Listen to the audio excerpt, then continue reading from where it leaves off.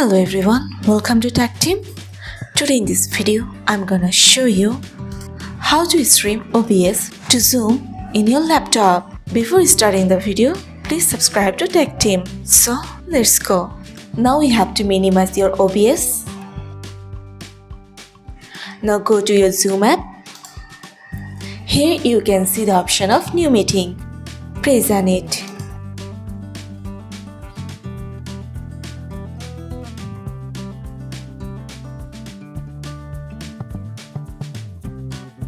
Now click on Share option.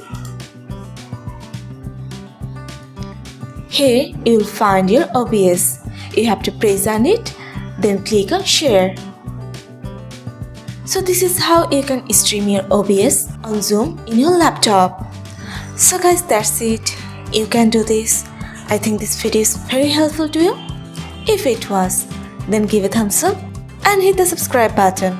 And thanks for watching.